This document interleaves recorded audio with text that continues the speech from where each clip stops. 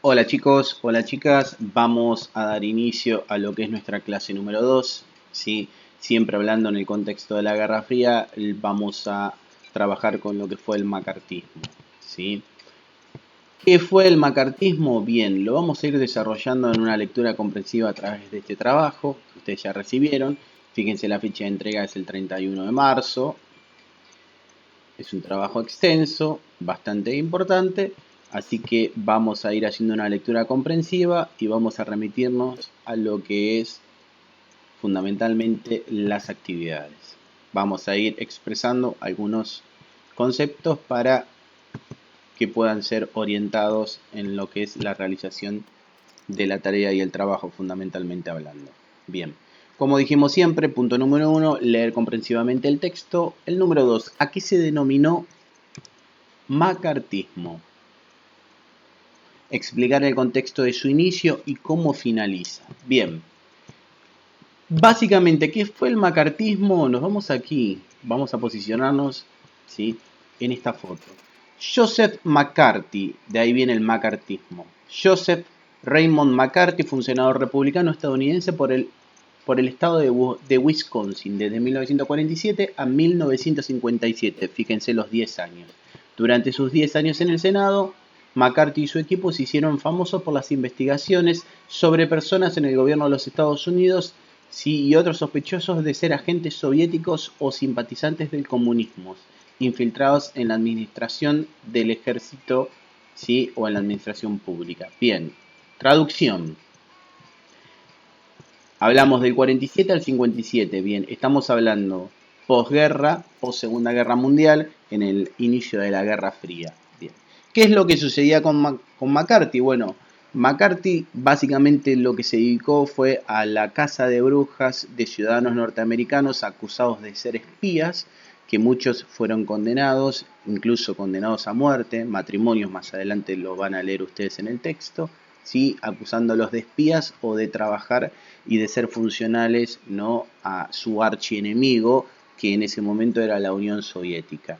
Tengamos en cuenta siempre el contexto de la Guerra Fría, ¿sí?, estas dos superpotencias, los Estados Unidos desde el hemisferio, ¿no?, occidental, y la Unión Soviética desde el oriental, ¿no? Básicamente se partió el mundo en dos, se repartieron el mundo, y de un lado caían países aliados y satélites que trabajaban con los Estados Unidos, y del otro lado los que trabajaban bajo el Pacto de Varsovia con la Unión Soviética.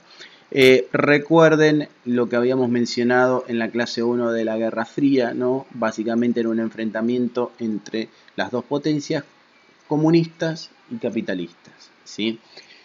¿Qué es lo que hacía McCarthy? Bueno, McCarthy tuvo poder total siendo senador de los Estados Unidos en esos 10 años del 47 al 57 para perseguir a cualquier indicio que él tuviera de algún ciudadano, de algún representante de las fuerzas, de algún político. Incluso va a tener un trabajo muy importante sobre Hollywood, sobre guionistas, directores, actores y actrices que los persiguió en lo que fue considerado una caza de brujas, ¿no?, acusándolos de comunistas, ¿no? Esto es interesante resaltarlo porque fue en el marco de la Guerra Fría. Recuerden que esa Guerra Fría, básicamente, al no ser bélica, era una guerra de espionaje. Entonces el terror que tenían básicamente los Estados Unidos y la Unión Soviética era que cada uno de los países infiltren espías que conspiraran adentro, ¿sí?, de esos países.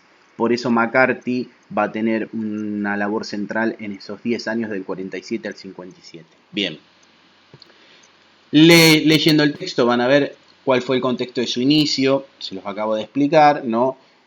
Finalizada la Segunda Guerra Mundial, iniciado el conflicto entre las dos superpotencias. Bien, ¿y cómo finaliza, ¿no? ¿Cómo termina MacArthur?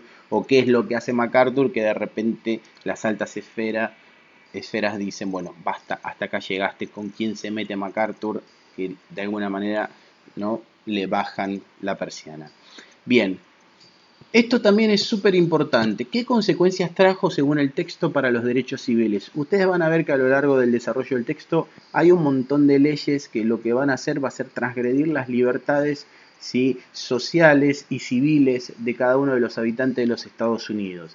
¿Por qué resalto esto? Porque ustedes saben que Estados Unidos no es la cuna de la democracia, de la libertad, etcétera, y nunca ha habido o se han desarrollado golpes de Estado. Bueno, en este caso puntual, bajo la amenaza de, digamos, la amenaza comunista, la amenaza soviética, bueno, si bien no hubo un golpe de Estado, pero el gobierno nacional de los Estados Unidos, el presidente, bajo la amenaza a los ciudadanos de que se infiltraron, bueno, obviamente tenían una ascendencia muy importante sobre los derechos civiles de las personas, ¿no? Cosas que prácticamente, y lo podemos decir abiertamente, cosas que en los sistemas democráticos modernos no se admiten. Bien. ¿Cómo afectaron a los trabajadores identificados con el comunismo en las listas negras? Bien, esto también fue muy común, ¿sí? Si de repente ellos sospechaban que vos tenías alguna simpatía, ¿sí?, hacia el comunismo, directamente te aplicaban en una lista negra y no trabajabas más. Si eras actor, eras actriz, eras un trabajador, no conseguías trabajo en ningún lado, ¿sí? Solamente por la sospecha. Si ellos comprobaban que vos tenías filiación con el comunismo, directamente te juzgaban, te mandaban a prisión o por supuesto te condenaban a la muerte. Bien. Explica qué sucedió con la industria de Hollywood, qué actores y actrices fueron funcionales y cuáles no. Enuncia los grupos, por ejemplo, los 10 de Hollywood. Acá también hagan el desarrollo porque en Hollywood tuvo una preponderancia muy importante y central el macartismo. Bien. La número 6. Elabora un cuadro comparativo o esquema conceptual con las leyes que pusieron en funcionamiento la denominada Casa de Brujas al comunismo de los Estados Unidos. Varias leyes fueron sancionadas en la Constitución para poder hacer las persecuciones políticas hacia los miembros asociados al comunismo. Bien, con un cuadro las enumeramos. Bien. La número 7. ¿Cuáles fueron las causas de la derrota y la remoción del senador MacArthur del Senado y el fin de la persecución política? Bien, era lo que les decía hace un momento. ¿Contra quién avanzó? ¿Qué sectores sensibles tocó el senador MacArthur que le bajaron el pulgar a él y le quitaron, por supuesto, el poder y la autonomía para poder avanzar sobre toda esa casa de brujas? Bien. Punto número 8. ¿Existieron condenados por comunismo? ¿Cuáles fueron las penas? Y citar ejemplos. Bien, desde ya les digo, por supuesto que sí. Bueno, ¿cuáles eran, cómo estaban enmarcados los delitos en base a esas leyes que habíamos mencionado y cuáles eran las penas, ¿no? Hay casos realmente muy centrales, muy importantes, que son recordados, ¿no? Uno, aquí ustedes lo reconocerán, Charles Chaplin fue totalmente también perseguido y acusado de ser comunista, de tener filiación. Tal fue así que Chaplin se exilió y se fue a vivir a Suiza y no volvió más a los Estados Unidos. Ustedes saben que es un genio, ¿no?, un referente de la industria del cine norteamericano, ¿sí?, de Hollywood. Acá los esposos Rosenberg, ¿no?, que fueron uno de los casos que les acabo de mencionar, que fueron condenados y enjuiciados en el marco de lo que era la persecución y la caza de brujas hacia el comunismo. Bien. Esto es central y es importante para que ustedes vean cómo funcionaba el sistema, incluso de la psicosis y cómo los estados, tanto de los Estados Unidos y de la Unión Soviética, hacían uso y abuso, ¿sí?, del miedo psicológico social para llevar adelante sus proyectos políticos que básicamente defendían la expansión y el imperialismo, tanto del comunismo como del capitalismo. Así que bueno, es un trabajo extenso, léanlo, cualquier inquietud, cualquier duda me mandan a través del Classroom y vamos a ir trabajando con eso. Les mando un gran abrazo y, como les digo siempre, espero verlos pronto. Chau, chau.